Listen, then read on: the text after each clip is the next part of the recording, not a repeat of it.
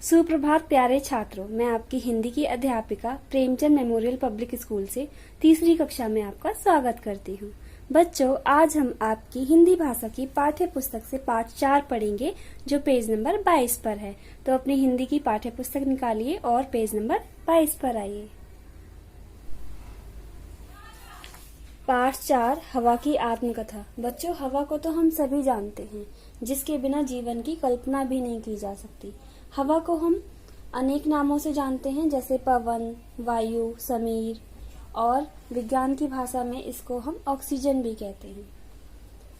हवा अनेक गैसों से मिलकर बनती है, इसलिए इसे गैसों का मिश्रण भी कहते हैं। ओके। आत्मकथा से तात्पर्य होता है जब कोई हमें अपनी कथा सुना रहा होता है, मीन्स कि अपने बारे में बता रहा होता है, तो वह उसकी आत्मकथा होती है। आइए सुनते हैं हवा की आत्मकथा। पृथ्वी पर तुम बच्चे और छोटे बड़े सभी लोग खुशी और आनंद से रह पा रहे हो तो इसलिए कि मैं हूँ, मैं यानी हवा। तुम हैरान होकर सोच रहे होंगे, क्यों भला? पृथ्वी पर तो इतनी सारी चीजें हैं, तो भला मेरा होना इतना जरूरी क्यों है? अच्छा, थोड़ी देर के लिए अपनी नाक को जरा उंगली से दबाओ तो घुटन महसूस होने लगी ना? क्यों भला? इसलिए कि सांस लेने से तुम सभी लोग जीवित हो। सांस रुकते ही दम निकलने लगता है।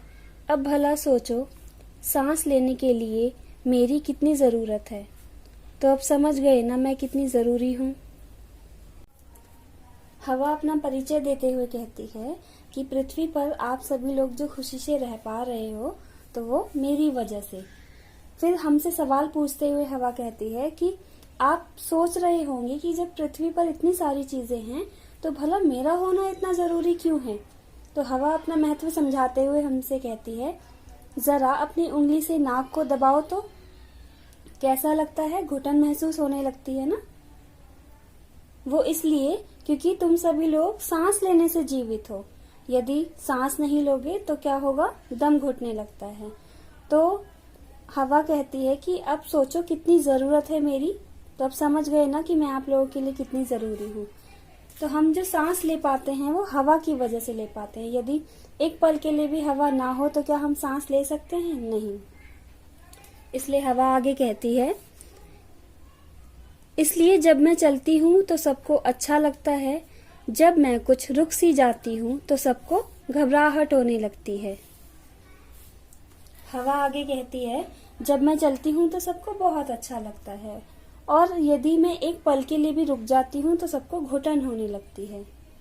इसलिए हवा हम सभी के लिए बहुत जरूरी है।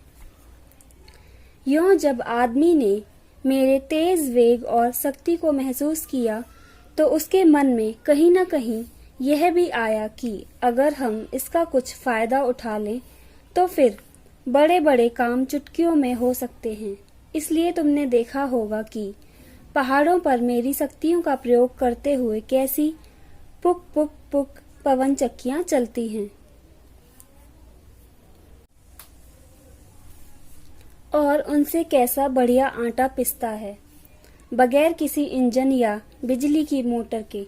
बस मेरी शक्ति के प्रयोग से ही बड़े बड़े काम खुद ब खुद होने लगते हैं। हवा कहती है, जब इंसान ने मेरी ताकत, मेरी शक्ति को महसूस किया तो उसने सोचा कि क्यों ना हम इस शक्ति से इंसानी जीवन को आसान बना लें। जो काम आसानी से नहीं हो सकते हैं उनको हम हवा के प्रयोग से आसान बना सकते हैं। जैसे पहाड़ों पर जो पवन चक्कियां चलती हैं वो किसकी सहायता से चलती हैं? हवा की, जो बिना किसी इंजन या बिजली की मोटर के चलती हैं और उनसे बहुत बढ़िया आटा पिसता है। तो हवा कहती है कि मेरी शक्ति से ही बड़े बड़े काम खुद ब खुद होने लगते हैं, मतलब कि बहुत आसानी से हो जाते हैं। वैसे बहुतेरे लोग हैं जो भले ही रात दिन मुझ में सांस लेते हों लेकिन कभी महसूस नहीं करते कि मेरी बाहें कितनी बड़ी बड़ी हैं और मेरी शक्तियां कितनी विशाल। इसी से तो दुनिया में बड़े बड़े काम होते हैं। तुमने चिड़ियों को तो उड़ते देखा होगा, पर क्या तुम्हें पता है कि चिड़ियां मेरे कारण ही आसमान में उड़ पाती हैं? हवा कहती है, वैसे तो बहुतेरे लोग हैं जो मुझ में दिन रात सांस लेते हैं, पर कभी उन्होंने मेरी शक्ति को महसूस नहीं किया कि मेरी बाहें कितनी बड़ी बड़ी हैं। हवा की बाहों से तात्पर्य है कि हवा हर जगह मौजूद है और उसकी शक्ति से बड़े बड़े काम आसानी से हो जाते हैं। ओके, चिड़िया को आप सभी ने उड़ते हुए देखा होगा, तो अगर चिड़िया भी उड़ पाती है तो किसकी वजह से? हवा की वजह से। ओके बच्चों, अब हम नेक्स्ट पेज पर आएंगे, पेज नंबर 23। मेरी शक्तियों को समझने के बाद ही उड़ने वाले गुब्बारे और हवाई जहाज बने। और यही नहीं, जीवन के रोजमर्रा के कामों में मैं कितनी मदद करती हूँ। अच्छा, कभी अपनी साइकिल या पापा की मोटरसाइकिल के पहिए को हाथ लगाकर देखो, यह कितना सख्त है और इसलिए सड़कों पर क्या फर्राटे से दौड़ता है। मगर भाई भूलना मत, इसके अंदर तो मैं मौजूद हूँ। अगर तुम्हारा कोई शरारती दोस्त पहिए में से मुझे बाहर निकाल दे तो पहिया फुस हो जाएगा, फिर उसे चलाकर देखना, वह चलेगा क्या? हवा आगे कहती है कि जब इंसान ने मेरी शक्तियों को समझा तभी उसने किसका निर्माण किया? उड़ने वाले गुब्बारे और हवाई जहाज का। बच्चों, यहाँ उड़ने वाले गुब्बारे से तात्पर्य पैरासूट से है। यहाँ हवा ने पैरासूट को उड़ने वाला गुब्बारा कहा है और हवाई जहाज जो जहाज हवा में उड़ते हैं। और कहती है कि इतना ही नहीं, रोजमर्रा के कामों में भी मैं बहुत मदद करती हूँ। मतलब जो हमारे डेली के काम होते हैं उसमें भी हवा हमारी बहुत सहायता करती है। वो कैसे?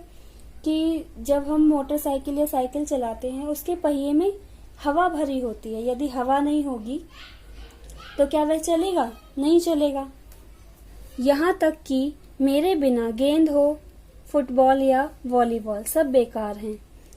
मेरे कारण ही वे फले फूले रहते हैं और उनका गोल मटोल रूप ऐसा होता है कि तुम सब बच्चों को ललचाता है। इतना ही नहीं, मेरे बिना संगीत की दुनिया भी बड़ी खाली खाली और उदास होती है। संगीत के वाद्यों से मुझ में लहरें पैदा होती हैं और फिर वे देखते ही देखते संगीत के सुरों में ढल जाती हैं।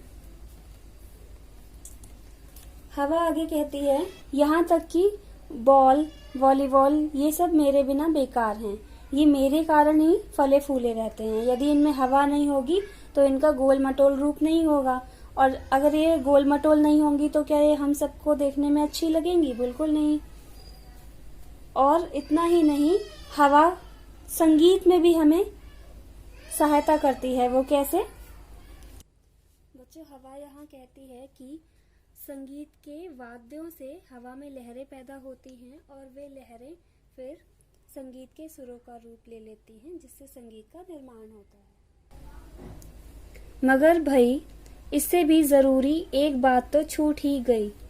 तुम अपने दोस्तों, मम्मी पापा, भैया या दीदी से बात करते हो और आपस में एक दूसरे की बात सुन लेते हो। यह भी इसलिए होता है क्योंकि तुम्हारे और उनके बीच मैं मौजूद हूँ। हवा आगे कहती है कि एक सबसे जरूरी बात तो बताना छूट ही गई है।